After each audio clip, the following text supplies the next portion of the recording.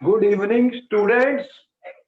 I welcome you for another important session on transition elements. तो students, हमने transition elements के काफी properties को डिस्कस किया है और आज के दौर पे हम काफी ज्यादा क्वेश्चन इसके ऊपर आपको करने जा रहे हैं बोर्ड पर। क्वेश्चन आंसर का सेशन रहेगा और भी बातें आपको बताएंगे। जो ट्रांजिशन एलिमेंट्स हैं, हमने उनकी प्रॉपर्टीज के बारे में आपको बताया। मैं बता रहा था आपको ट्रांजिशन एलिमेंट्स जो है स्टूडेंट्स, इनकी प्रॉपर्टीज के बारे में हम बता रहे थे कि इनकी कौन कौन सी प्रॉपर्टीज हैं जो बहुत इंपॉर्टेंट है स्टूडेंट्स। तो आपको मैंने बताया कि इनके कलर होते हैं, इनके जो आयंस होते हैं एक्वस सॉल्यूशन में, और इनके जो कंपाउंड्स हैं कि आपको पता लगा दे फॉर्म कलर्ड कंपाउंड। तो कलर्ड कंपाउंड्स हैं बहुत सारे इनके, उनका हमने बताया रीजन भी आपको। और फिर हमने इनका मैग्नेटिक प्रॉपर्टीज भी डिस्कस की स्टूडेंट। मैग्नेटिक प्रॉपर्टीज भी आपको बताई हमने कि इनके बहुत सारे जो आयंस होते हैं वो पैरामैग्नेटिक होते हैं। तो कलर का कारण हमने क्या बताया था स्टूडेंट? D D transition. हमने आपको बताया कि जो डी के अंदर इलेक्ट्रॉन्स होते हैं, जो 5 डी के ऑर्बिटल्स होते हैं स्टूडेंट्स, जब उनके पास लिगेंड्स आते हैं या एनायंस आते हैं तो वो स्प्लिट हो जाते हैं।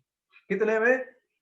Splitting of d orbital takes place. तो उसके कारण क्या होता है कि जो डी होता है, अगर ये 5 थे डी वाले स्टूडेंट, 1 2 3 4 5 ये डी जनरेट थे, ये 5 वाले हैं डी ऑर्बिटल्स आपके 3D मान लो।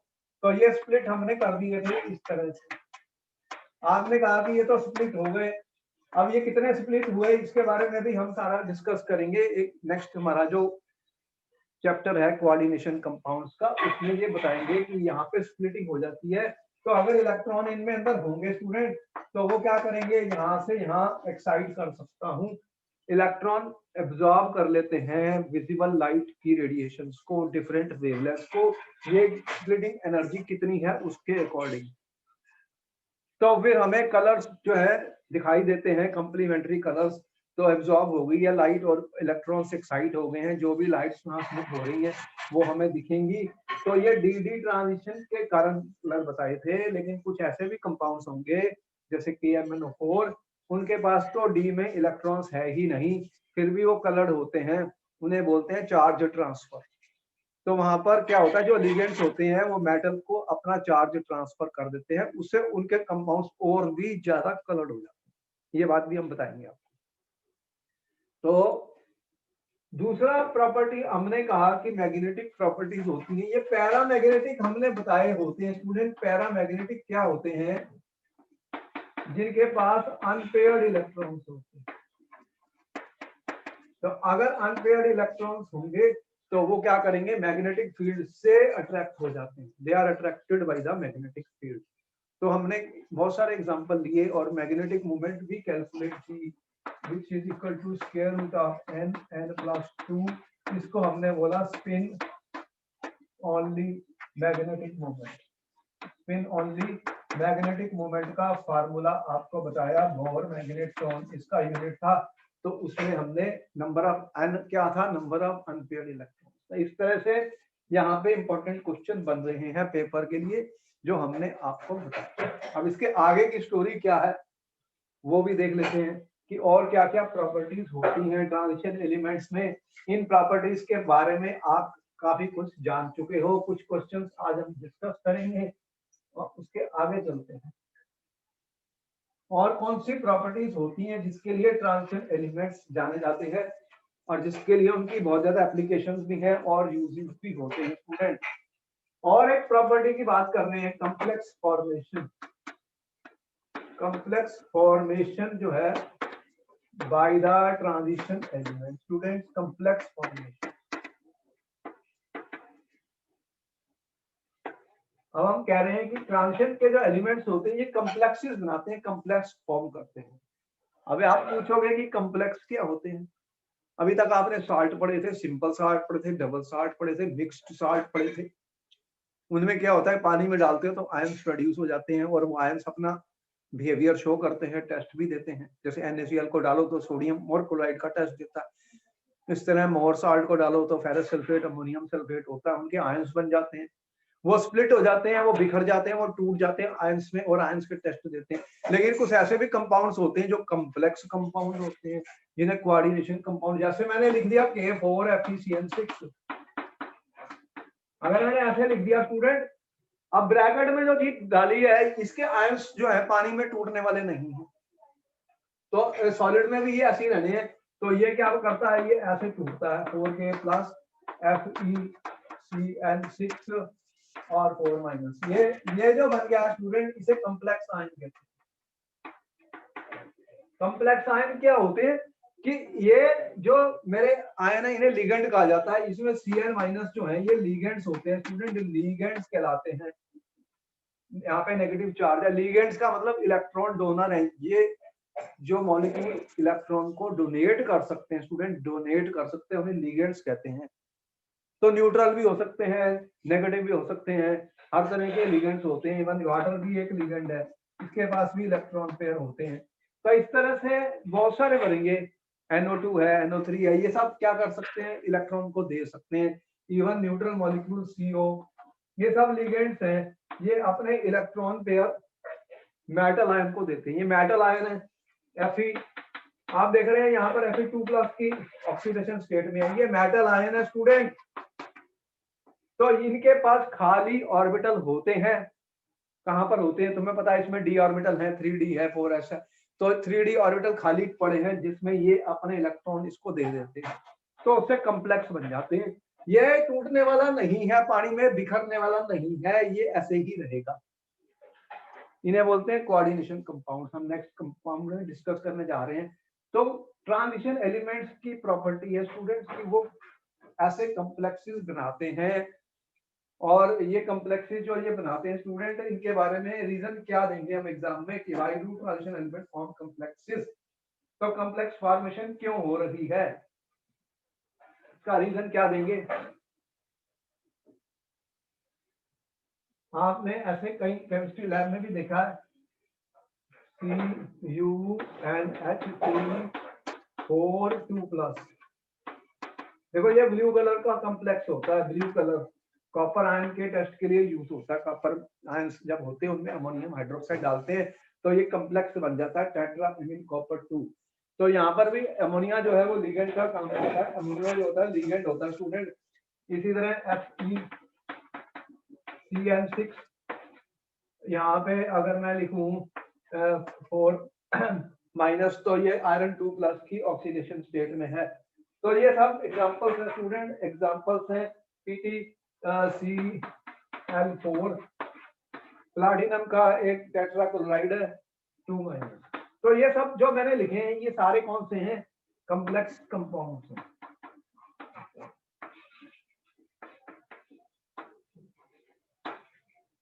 तो कॉम्प्लेक्स कंपाउंड्स क्यों बनते हैं स्टूडेंट्स, इनके कॉम्प्लेक्स कंपाउंड्स क्यों बनते हैं। अगर मैंने लिखा CiH2O6 तो ये सब कॉम्प्लेक्स कंपाउंड बने हैं।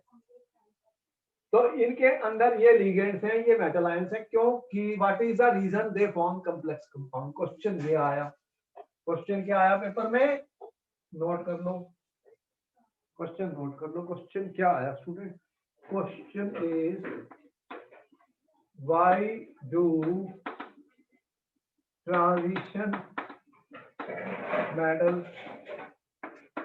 form complexes। तो आंसर क्या लिखा, कॉम्प्लेक्स बनाने के लिए इलेक्ट्रॉन पेयर को एक्सेप्ट करना है, तो फिर वो पॉजिटिव आयन होने चाहिए, उनके ऊपर स्ट्रॉन्ग चार्ज होना चाहिए, because they have small size, high charge, high positive charge है। तो इसे क्या बोलते हैं, charge by size ratio, charge by volume ratio इनकी हाई है। तो और इनके पास वेकेंट d ऑर्बिटल्स होते हैं जिसमें ये इलेक्ट्रॉन पेयर्स को एक्सेप्ट कर सकते हैं। अवेलेबिलिटी ऑफ वेकेंट ऑर्बिटल होनी चाहिए, अगर वेकेंट ऑर्बिटल नहीं है स्टूडेंट तो फिर ये कैसे एक्सेप्ट करेंगे, फिर तो ये इलेक्ट्रॉन पेयर ले ही नहीं सकते। तो ये सारी बातें हैं, इनके पास इनके कॉन्फ़िगरेशन में पता ही है 4s और 3d ये वाले ऑर्बिटल्स अवेलेबल है, 3d और 4s वाले ये ऑर्बिटल इनमें नहीं है, तो ये इलेक्ट्रॉन पेयर को एक्सेप्ट कर सकते हैं, खाली ऑर्बिटल है इनके पास, चार्ज जो है हाई है और इनका वॉल्यूम जो है कम है, रेडियस कम है, तो charge by size ratio high है। इसी के कारण स्टूडेंट ये कॉम्प्लेक्स कंपाउंड्स बनाते हैं। हाई, मैं इनको कहता हूँ high charge by size ratio. इसे दूसरे वर्ड में क्या लिखूंगा, हाई चार्ज बाय साइज। तो साइज छोटा, चार्ज ज्यादा, तो वो जल्दी पॉजिटिव आयन है तो अट्रैक्ट कर सकते हैं इलेक्ट्रॉन्स को, खाली ऑर्बिटल है तो वो लोन पेयर इलेक्ट्रॉन्स ले लेते हैं, तो कॉम्प्लेक्स कंपाउंड बनते हैं। ये इसका आंसर था जो पेपर में क्वेश्चन आया था, इसको भी नोट करिए।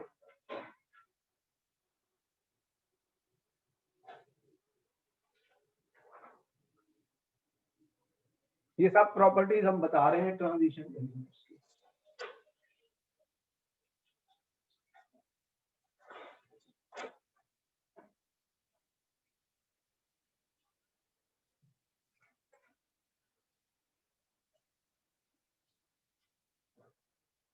अब एक और क्वेश्चन आता है, that transition elements form interstitial compounds.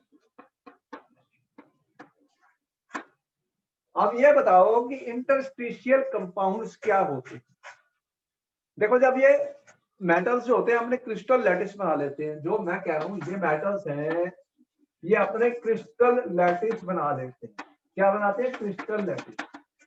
तो इनके अंदर ये एटम्स ऐसे क्रिस्टल के अंदर पड़े हुए हैं, एटम किसमें पड़े हुए हैं? क्रिस्टल के अंदर पड़े हुए हैं। इनको क्या बोलते हैं? Crystal lattice. सॉलिड स्टेट के चैप्टर में हम पढ़ेंगे किस टाइप का क्रिस्टल्स होते हैं, अलग अलग सिंपल, क्यूबिक, फेस सेंटर्ड और बहुत सारी शेप्स हैं तो सारे। अब ये क्रिस्टल एटम्स पड़े हुए हैं, इनके पास वेकेंट स्पेस है। ये क्या होती है? वेकेंट स्पेस दिख रही है आपको, इन्हें क्या बोलते हैं? वॉइड्स। तो एम्प्टी स्पेस है जब एटम्स पैक करते हैं, जब एटम पैक करते हैं उनके अंदर एम्प्टी स्पेस होती है, तो इसके अंदर क्या होता है? ट्रैप हो जाते हैं स्टूडेंट स्मॉल एटम्स।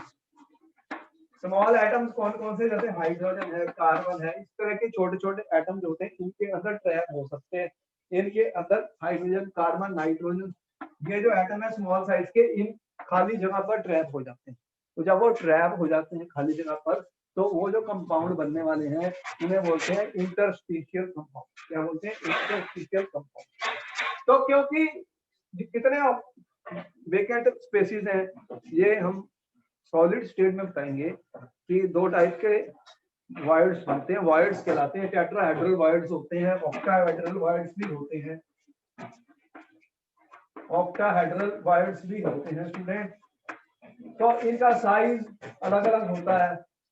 तो साइज अलग है तो जो एटम उस साइज में फिट हो सकते हैं वही जाएंगे।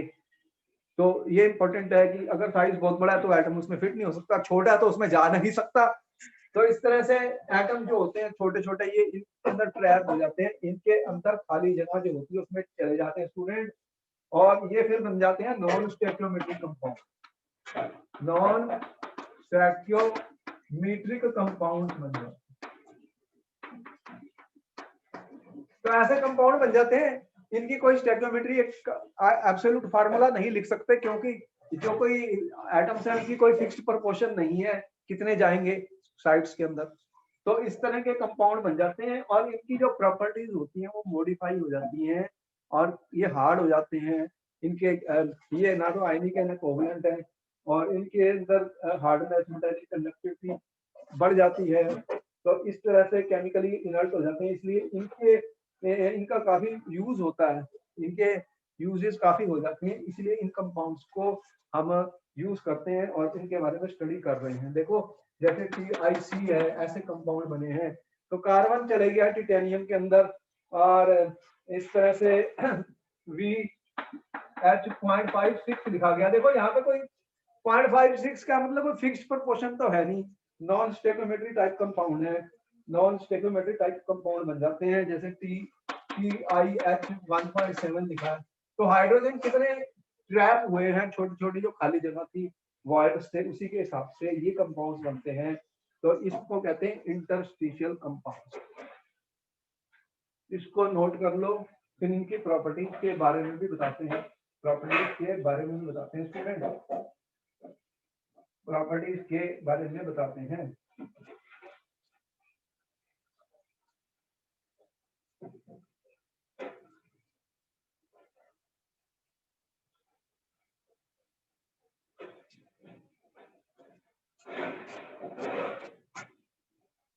तो ये जो कंपाउंड्स होते हैं स्टूडेंट, उनकी प्रॉपर्टीज ये हार्ड होते हैं, ब्रिटल होते हैं, थोड़े से तोड़ोगे तो ब्रिटल है, और इनकी हार्डनेस डायमंड के बराबर भी हो सकती है। हाई मेल्टिंग पॉइंट होते हैं, हाई मेल्टिंग पॉइंट्स होते हैं, higher than metals, higher than metals. और कंडक्टिविटी भी बढ़ जाती है, इनकी कंडक्टिविटी भी बढ़ जाती है। देखो कंडक्टिविटी और हाई कंडक्टिविटी शो करते हैं, क्योंकि खाली जगह भर गई है तो वो आपस में जुड़ गए हैं, तो उनका मेल्टिंग पॉइंट भी हाई हो गया। तो ये केमिकली इनर्ट है, केमिकली इनर्ट हो गए हैं, तो इनकी रस्टिंग वगैरह जैसे कई मेटल्स की होती है वो भी नहीं होगी, क्योंकि इसके अंदर वो एलिमेंट छोटे छोटे ट्रैप हो गए हैं, छोटे छोटे एलिमेंट्स ट्रैप हो गए हैं स्टूडेंट।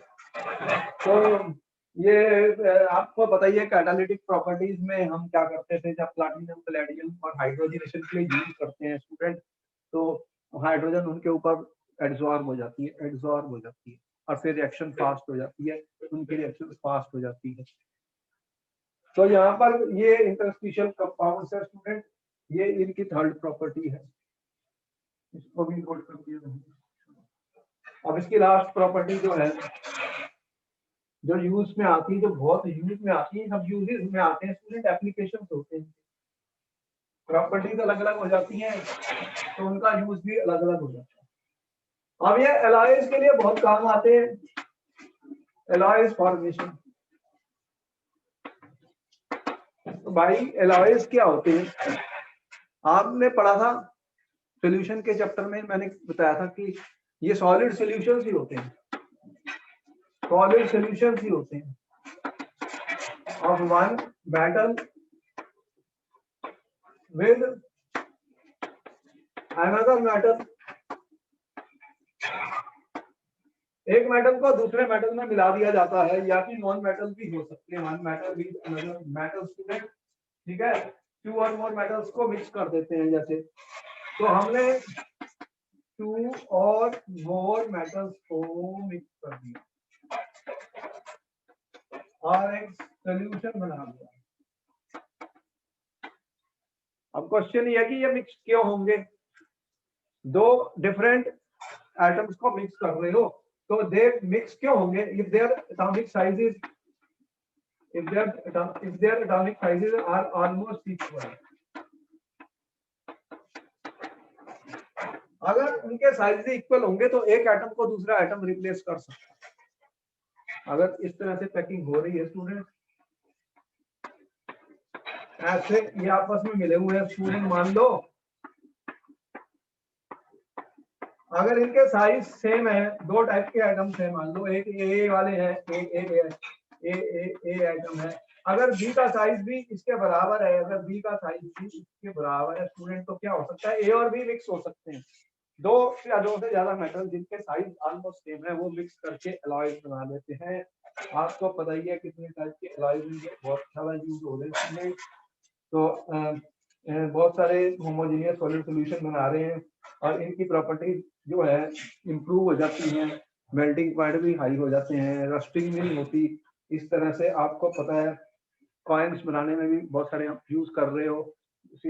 और गोल्ड के बारे में भी आपको पता है, गोल्ड को कॉपर में मिक्स किया जाता है। ब्रास का आपको पता है,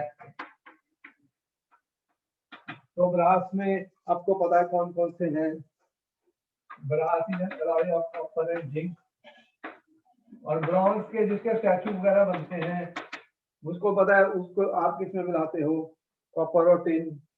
तो ये सब एलाइज हैं, स्टेनलेस स्टील, और ये इनके मेटल्स को मेटल के साथ मिलाते हैं या नॉन मेटल भी कई बार डाल देते हैं जैसे कार्बन। तो प्रॉपर्टीज को इम्प्रूव करने के लिए बनाते हैं। तो इनके बहुत सारे एलाइज होते हैं जिसका यूज भी बहुत होता है, क्योंकि प्रॉपर्टीज इम्प्रूव हो जाती है, मॉडिफाई हो जाती है, रस्टिंग वगैरह नहीं होती। तो इस तरह से उनके बहुत यूज होते हैं। तो बहुत सारे हैं फेरस के एलॉयज बहुत यूज होते हैं जिनमें क्रोमियम, वेनेडियम और मोलिब्डेनम टंगस्टन मिक्स किया जाता है। जो स्टील्स होते हैं, स्टेनलेस स्टील होते हैं, ये सब एलॉयज होते हैं, ये सब एलॉयज होते हैं, स्टील, स्टेनलेस स्टील। तो इनकी प्रॉपर्टीज को हम इम्प्रूव कर लेते हैं। तो आयरन की रस्टिंग को बचाने के लिए आयरन के अंदर बहुत सारे डिफरेंट ट्रांजिशन एलिमेंट्स मिक्स कर दिए जाते हैं।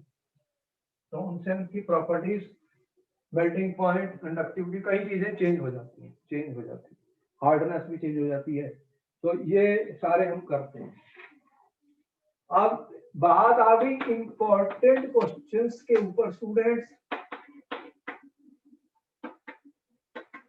इंपॉर्टेंट क्वेश्चन भी देख लें ट्रांजिशन एलिमेंट्स के। तो पहला क्वेश्चन, क्वेश्चन नंबर 1, मैं ये कह रहा हूँ कि ये पेपर में आया, why do transition elements have high enthalpies of atomization? Why do transition elements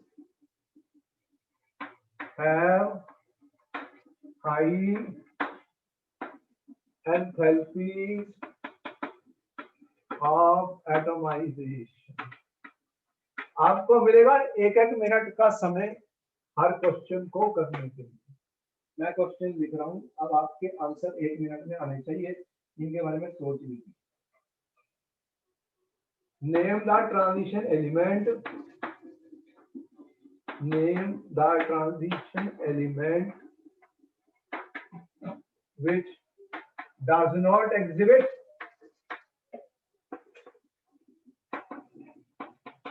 variable oxidation state। ये सारे क्वेश्चन पेपर में आए हुए हैं, उन्हीं के बारे में डिस्कशन होगा। क्वेश्चन नंबर 3 लिख रहा हूं मैं student. Question number 3, why Cr4 plus is reducing but Mn3 plus oxidizing। एक ये रिड्यूसिंग का काम करता है, ये ऑक्सीडाइजिंग का काम करता है। Both have D4 configuration। Question number 4 student, question number 4,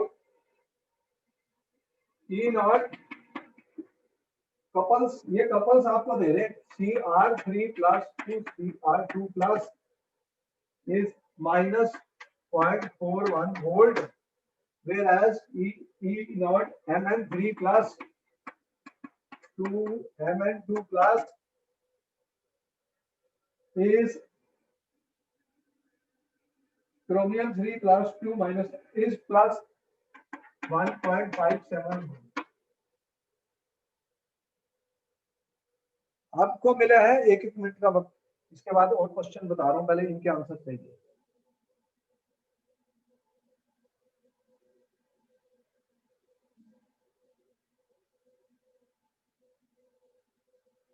पहले क्वेश्चन का आंसर क्या दिया स्टूडेंट, जल्दी बताओ, 30 सेकंड का वक्त है मेरे पास। कौन दे रहा है इसका आंसर? बोलो स्टूडेंट, इसका क्या आंसर है? एंथैल्पी ऑफ एटमाइजेशन क्या होती है? एंथैल्पी ऑफ एटमाइजेशन क्या होती है? सॉलिड के अंदर ये एटम आपस में जुड़े हुए हैं, आपस में अट्रैक्टिव फोर्स से जुड़े हुए हैं, और इनको में से मैंने एटम को बाहर निकालना है, तो मुझे एनर्जी सप्लाई करनी पड़ेगी, हीट करना पड़ेगा। एंथैल्पी ऑफ एटमाइजेशन का मतलब मैं उसमें हीट डालूंगा, एनर्जी डालूंगा, तब वो एटम बाहर आएगा। तो जब हाई क्यों होती है एज कम्पेयर टू अदर, जैसे अल्कली मेटल को भी कंपेयर करूं इनके साथ, तो इनकी ज्यादा हाई है। क्यों है? हमने इसका रीजन बताया था। तो बताओ जल्दी से, क्या आंसर दे रहे हो स्टूडेंट्स? आंसर बताओ फर्स्ट का। इनमें कौन कौन से ऑर्बिटल होते हैं स्टूडेंट? 3d और 4s। तो इनके अंदर इलेक्ट्रॉन्स प्रेजेंट है। इलेक्ट्रॉन्स प्रेजेंट है, किन किन में प्रेजेंट है? They have electrons in 3d and 4s orbitals, और अनपेयर्ड इलेक्ट्रॉन्स भी ज्यादा होते हैं। They have unpaired electrons. तो इससे क्या होगा? 4s और 3d में अनपेयर्ड इलेक्ट्रॉन्स आपके पास है, तो अनपेयर्ड इलेक्ट्रॉन्स के कारण attractive force become stronger between the atoms. जब मेटल के अंदर अट्रैक्टिव फोर्स स्ट्रॉन्ग हो जाएगी तो उनको ज्यादा एनर्जी देनी पड़ेगी एटमाइज करने के लिए। बोलो सही है गलत है? जल्दी बताओ, आंसर मिल गया? बात समझ में आ गई स्टूडेंट्स? फर्दर क्वेश्चन नंबर 2 पर आ गया। इसका आंसर बताओ। बताओ वो कौन सा एलिमेंट है जो वेरिएबल ऑक्सीडेशन स्टेट नहीं शो करता? ट्रांजिशन एलिमेंट कौन सा है? जल्दी से बताओ students. You have 30 seconds to answer the question students. Name the transition element which does not exhibit variable oxidation state. तो आपको पता है सीरीज स्कैंडियम से शुरू हुई थी, तो इलेक्ट्रॉनिक कॉन्फ़िगरेशन आपने देखी। आपको पता है स्कैंडियम 3+ क्या होता है? स्कैंडियम 3+ क्या होता है? इसका एटॉमिक नंबर 21 था, तो ये आर्गॉन, ये क्या हो गया? 3d0 और 4s0। देखा? तो इसके पास जब इलेक्ट्रॉन ही नहीं है तो इसका तो सिर्फ एक ही ऑक्सीडेशन स्टेट होता है स्कैंडियम का 3+, क्योंकि ये noble gas stable configuration adopt कर लेता है। देख रहे हो? इसका डी में एक था, एस में 2 थे, तीनों इलेक्ट्रॉन चले गए तो स्कैंडियम 3+ रह गया आर्गॉन। तो ये एक ही ऑक्सीडेशन स्टेट को शो करता है स्टूडेंट, स्कैंडियम 3+। क्वेश्चन नंबर 3 पर आ गए। Cr4 is reducing but Mn3+ is oxidizing। दोनों की कॉन्फ़िगरेशन D4 है। अब इसका आंसर लिखना 1 मिनट का वक्त है, जल्दी से बताइए आंसर स्टूडेंट। अरे सोचो, दिमाग लगाओ, पेपर बोर्ड का देने जा रहे हो, रट्टेबाजी थोड़ी करोगे। ये क्वेश्चन के आंसर हो गए तुम्हारे, इसको हटा देता हूँ। चलो जल्दी करो, जल्दी करो।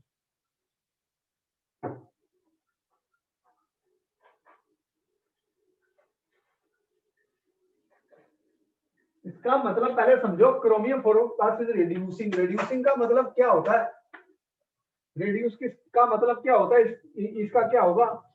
रिड्यूसिंग का मतलब ये है, ये खुद रिड्यूसिंग एजेंट का मतलब क्या होता है? रिड्यूसिंग एजेंट हो रहा है, तो रिड्यूसिंग एजेंट क्या होता है बताओ? जिसकी खुद ऑक्सीडेशन होने वाली है, जिसकी ऑक्सीडेशन होने वाली है। तो ऑक्सीडेशन का मतलब क्या है? Cr4 is reducing but Mn4 is oxidizing। मतलब Cr4 का रिडक्शन हो रहा है, रिड्यूसिंग हो रहा है। मैंने एजेंट नहीं बोला, एजेंट नहीं बोला, इसका मतलब एक इलेक्ट्रॉन गेन कर रहा है, तो ये बनेगा Cr3+, और Mn3 ऑक्सीडाइज हो रहा है। अगर ऑक्सीडेशन होगी तो इसका क्या होगा? Mn3+ का क्या होगा? क्या मतलब हुआ? मैंने आप क्वेश्चन सही लिखा है क्या? Cr4+, अगर इसने एक इलेक्ट्रॉन गेन कर लिया तो इसकी हो गई रिडक्शन, इसकी हो गई रिडक्शन। और ऑक्सीडाइजिंग का मतलब क्या है यहाँ पे? Clear? Cr4+ is reducing, reducing agent कह रहा है असल में, वो reducing agent. Mn3+ is oxidising agent. Oxidising agent का मतलब ऑक्सीडाइजिंग एजेंट कहते हैं मतलब। और थोड़ा कंफ्यूजिंग था, मैंने ठीक कर दिया। तो रिड्यूसिंग का मतलब इसकी ऑक्सीडेशन होगी तो ये किसमें जाएगा? Cr5+ में। और Mn3 का हो गया रिडक्शन, तो ये किसमें जाएगा? Mn2+ में। तो अब इनकी इलेक्ट्रॉनिक कॉन्फ़िगरेशन देखो, इलेक्ट्रॉनिक कॉन्फ़िगरेशन क्या है Mn2+ की? मैंगनीज का कितना होता है एटॉमिक नंबर?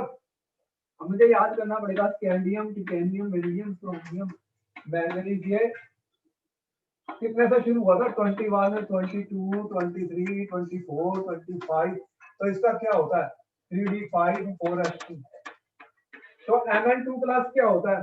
कहाँ गया Mn2+? ये 3d5 हो जाता है, ये स्टेबल है, स्टेबल कॉन्फ़िगरेशन है स्टूडेंट्स। तो इसलिए ये एक इलेक्ट्रॉन गेन करेगा तो ये और स्टेबल बन जाएगा, और स्टेबल बन जाएगा। तो इसलिए ये क्या करता है, ये अपनी रिडक्शन करता है, तो ये फिर ऑक्सीडाइजिंग हो गया एजेंट, क्योंकि ये एक इलेक्ट्रॉन गेन करके Mn2+ में चले गया। Mn2+ ज्यादा स्टेबल है, हाफ फील्ड है, ये हाफ फील्ड कॉन्फ़िगरेशन है स्टूडेंट, ये बहुत स्टेबल है। क्रोमियम में क्या हुआ, क्रोमियम 4+ से कह रहा है ये, तो क्रोमियम में कितने इलेक्ट्रॉन है, ये है 4s2 3d, हमारे पास है 3d4 4s2। तो अगर ये 4+ है तो फिर इसमें कितने हैं, 3d2+ है, 2 इलेक्ट्रॉन है। तो अगर एक इलेक्ट्रॉन छोड़ देगा तो कम रह जाएगा, तो इसका तो कोई स्टेबल कॉन्फ़िगरेशन है ही नहीं, स्टेबल कॉन्फ़िगरेशन नहीं है स्टूडेंट ये 5+ में। लेकिन अगर ये 3+ होता तो फिर ये बनता, क्या होता, अगर क्रोमियम का 3+ लिखूं तो क्या हो जाता है, क्रोमियम 3+ जो है वो स्टेबल है, 4+ से 3+ में जाएगा, मतलब एक इलेक्ट्रॉन गेन कर सकता है, 4 से 3 में जाएगा। तो यहाँ पर क्वेश्चन में थोड़ी प्रॉब्लम है, उसको चेक करो। बेसिकली इसका जो क्वेश्चन इसलिए दिया गया था, आंसर इलेक्ट्रॉनिक कॉन्फ़िगरेशन पर करना है, इलेक्ट्रॉनिक कॉन्फ़िगरेशन पे बेस पे आंसर करना है स्टूडेंट। तो क्रोमियम 3+ जो है उसकी कॉन्फ़िगरेशन कितनी है, वो है 3d3। तो 2+ होना चाहिए था, ये 4+ नहीं है, 2+। तो क्रोमियम 2+ जो है वो 3+ में जाएगा, क्योंकि क्रोमियम 3+ जो है वो क्या हो जाएगा स्टूडेंट, 3d3 क्या होती है, जब मैंने आपको बताया था कि 3d3 जो होती है वो T2g3 हाफ फील्ड हो जाती है, हाफ फील्ड है, तो ये स्टेबल है, स्टेबल कॉन्फ़िगरेशन है। क्वेश्चन में चेंज कर लो, क्रोमियम 2+ लिखो और यहाँ पे मैंगनीज 3+ लिखो, ठीक है, 2+ से 3+ में जाएगा ये। चलो इसको भी नोट कर लियो,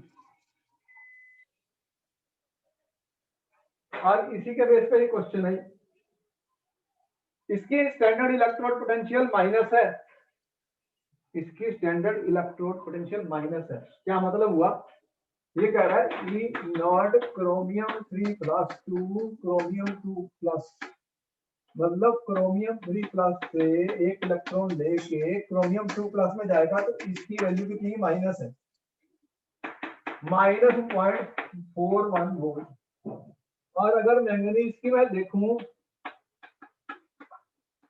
आपको क्वेश्चन में क्या दिया, Mn3+ एक इलेक्ट्रॉन लेगा तो ये बनेगा Mn2+, और ऊपर वाला ही क्वेश्चन है, इसकी वैल्यू दे रखी है पॉजिटिव।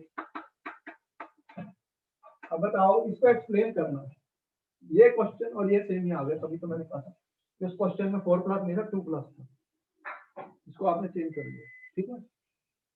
अब बताओ, मैंने क्या बताया कि जितनी ज्यादा नेगेटिव है, जितनी ज्यादा कम है, उतना ये ज्यादा स्टेबल है।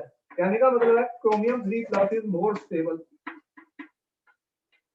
Then chromium 2+। इसका रीजन आपको पता लग गया, रीजन पता लग गया। अभी देख लेते हैं, इलेक्ट्रॉनिक कॉन्फ़िगरेशन से ही आंसर निकालना है, और इसका मतलब हो गया Mn ये पॉजिटिव है तो ये आगे जा रहा है, ये एक इलेक्ट्रॉन गेन कर रहा है, इसकी रिडक्शन हो रही है, ये ऑक्सीडाइजिंग एजेंट का काम कर रहा है, यही हमको भी क्वेश्चन मैंने बताया था। तो Mn2+ ये पॉजिटिव है तो आगे, तो Mn2+ इज मोर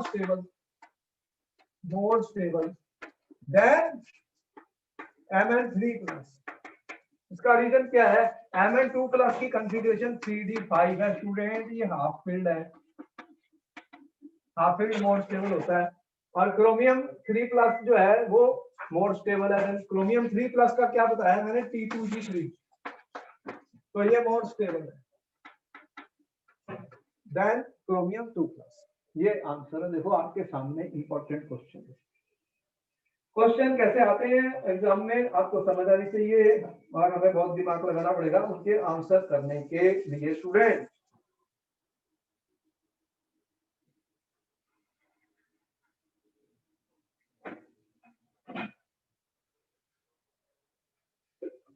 ये सारे क्वेश्चन के आंसर नोट कर लिए स्टूडेंट, तो मैं आगे क्वेश्चन लिखूं।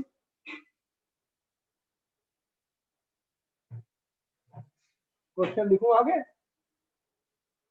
बोलो। क्वेश्चन आगे लिखते हैं, ट्रांजिशन एलिमेंट पे जो पेपरों में आ सकते हैं, इंपॉर्टेंट क्वेश्चन के बारे में डिस्कशन चलती है।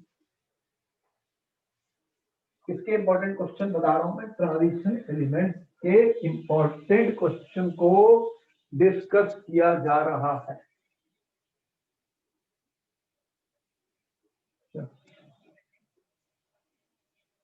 हर क्वेश्चन का आपको मिलेगा 1 मिनट का समय स्टूडेंट, इसके आंसर आपने लिखने हैं। क्वेश्चन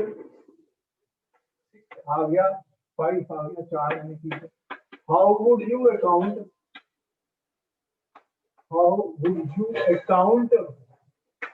क्वेश्चन कैसे कैसे आते हैं? Oxidising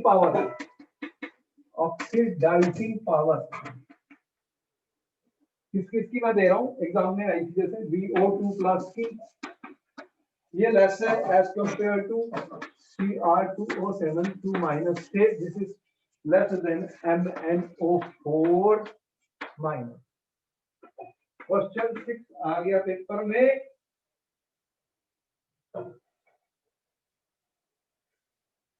calculate magnetic moment, calculate the magnetic moment of divalent M2 plus ion, atomic number इसका आपको दिया 25। ठीक है, क्वेश्चन नंबर 7 आ गया student.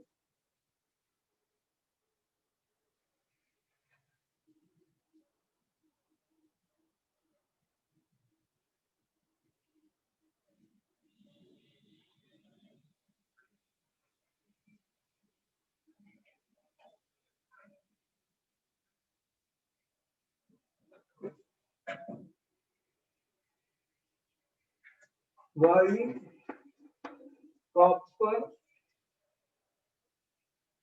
plus not stable in aqueous solution? In aqueous solution. Question 8.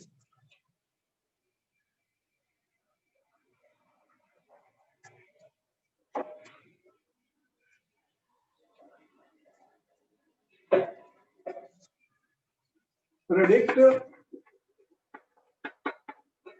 which are colored. Predict which are colored student in aqueous solution. In aqueous solution में ये बताना है कौन से कलर है स्टूडेंट। आपको दिया Ti3 प्लस, फिर मैंने दिया Mn2 प्लस, और फिर मैंने दिया कैडमियम 3 प्लस।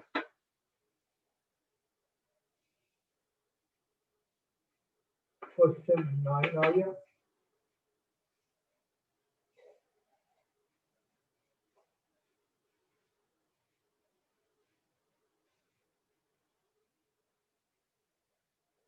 इसको क्रोमियम कर दो, vanadium, cadmium, titanium, cadmium, vanadium, chromium, iron, चलो आयरन 2 प्लस कर लो। क्वेश्चन नंबर 9 आ गया।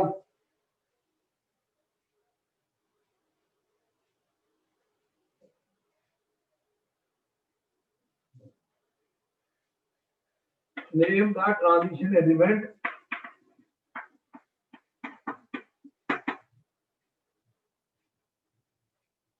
अभी मैंने कराया नहीं तुम्हें, वो मैंने कराया नहीं। तो element which show +1 oxidation state.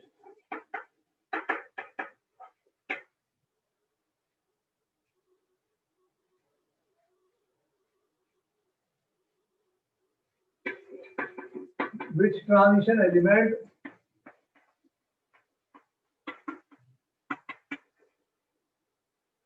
exhibit highest oxidation state.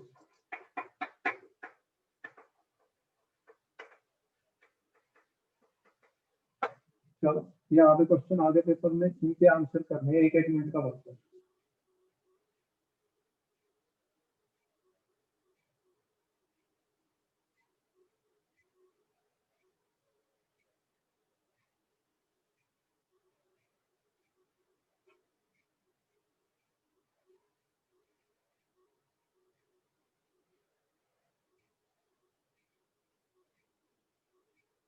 इसके में क्या करोगे, पहला question, how will you count for oxidising power, ये क्वेश्चन आया था पेपर में। तो इसकी पहले ऑक्सीडेशन स्टेट निकालो कितनी है, इसमें वैनिडियम की ऑक्सीडेशन स्टेट कितनी है, ये कितना है -4, तो इसमें +5 है ये वैनिडियम, इसमें कितना क्रोमियम +6 है, इसमें मैंगनीज +7 है, तो यहाँ पे आंसर में मिल रहा है।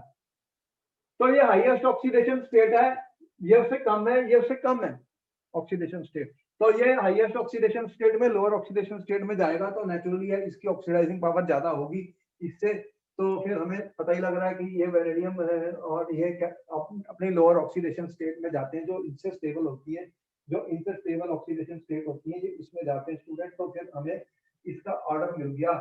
ये इंपॉर्टेंट क्वेश्चन है, ऐसा क्वेश्चन आएगा पेपर में, तो इनकी ऑक्सीडेशन नंबर ही हमें निकालने थे, तो ऑक्सीडेशन नंबर से हम इनका आंसर कर देंगे। तो ये देखो ना, ये +5 से +4 में जाता है, ये +3 में जाता है। ऑक्सीडाइजिंग का मतलब ये खुद रिड्यूस होंगे, और ये +2 में जाएगा, तो +7 से +2 में जाएगा, तो इसकी ऑक्सीडाइजिंग पावर ज्यादा ही होगी, क्योंकि ये +7 से +2 में चलेगी। तो हाईएस्ट ऑक्सीडेशन नंबर चेंज हो रही है, यहाँ देख रहे हो। अब ये copper +1 not stable in aqua solution, ये भी क्वेश्चन आया था पेपर में, इसका आंसर क्या लिखा आपने?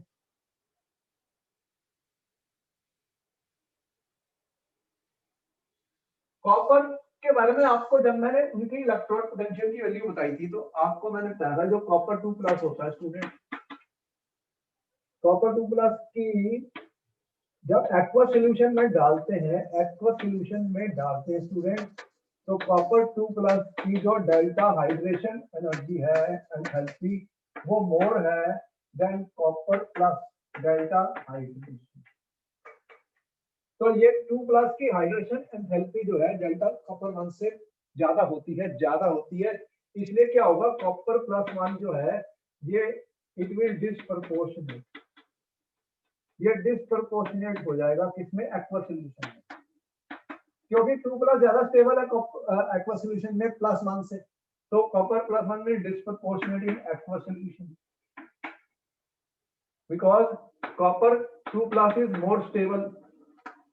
More stable in aqua solution. तो फिर रिएक्शन हमें देनी पड़ेगी, रिएक्शन क्या होती है फिर इसकी, इंपॉर्टेंट है ये क्वेश्चन पेपर में आज। तो आपने फिर क्या लिखा, आपके पास कॉपर 2+, कॉपर +1 था, तो ये चेंज हो जाएगा कॉपर 2+ में और कॉपर में, डिस्प्रपोर्शनेशन हो गई, ये +1 से 2 में चले गया और ये 0 है, ऑक्सीडेशन 0 है, यहाँ पे +2 है ऑक्सीडेशन नंबर, देख रहे हो। इस रिएक्शन को क्या बोलते हैं, डिस्प्रपोर्शनेशन हो गई। डिस्प्रपोर्शनेशन की रिएक्शन बहुत इंपॉर्टेंट होती है एग्जाम में, इसके ऊपर बहुत क्वेश्चन पूछे जाते हैं स्टूडेंट्स। अब कलर के ऊपर पूछ लिया आपको क्वेश्चन, मैंने क्या बताया था कलर को कैसे पता करते हैं, तो वही फार्मूला अप्लाई करो। कलर किसके पास होगा, जिसके पास होंगे electron unpaired d sub shell में, अगर डी ऑर्बिटल में अनपेयर्ड इलेक्ट्रॉन्स होंगे तो कलर्ड होंगे, अगर होंगे ही नहीं इलेक्ट्रॉन तो फिर वो क्या कलर शो करेगा, डी डी ट्रांजिशन नहीं होगी तो कलर नहीं होगा, तो वही वाला यूज करिए। क्वेश्चन है, ये क्वेश्चन आए हुए पेपरों में।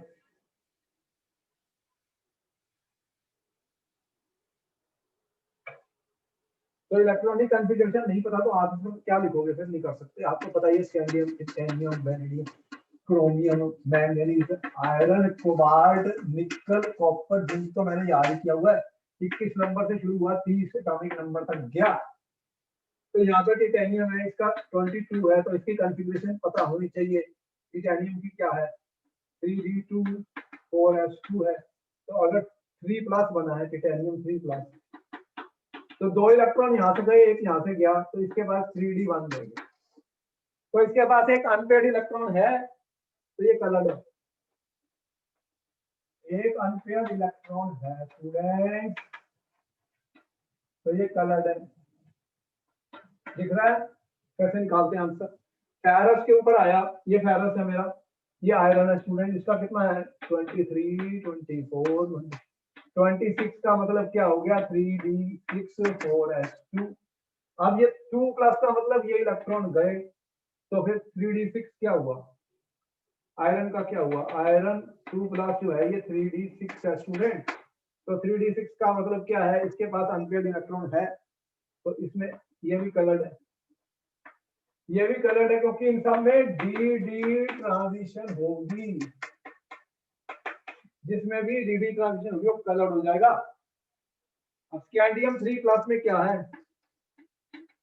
ये मेरा स्कैंडियम है, इसके पास तो सिर्फ AR है, 3d 0 है, 4s 0 है, तो इसके पास कोई भी इलेक्ट्रॉन नहीं है, तो ये कलरलेस है, कलरलेस है। क्या हो गया, कलरलेस। इंपॉर्टेंट क्वेश्चन है, इसको आप करेंगे कैसे, आपको दिखा दिया। इसमें कोई भी इलेक्ट्रॉन नहीं है, तो डी ट्रांजिशन नहीं हो सकती, डी ट्रांजिशन नहीं हो सकती, तो ये कलर भी नहीं शो कर सकता, ये कलरलेस हो गया स्टूडेंट्स। तो इस तरह से इसका आंसर भी आपने कर दिया। अब बचे 2 क्वेश्चन, उसके आंसर आपको करने हैं, एक टोटल 1 मिनट का वक्त देगा।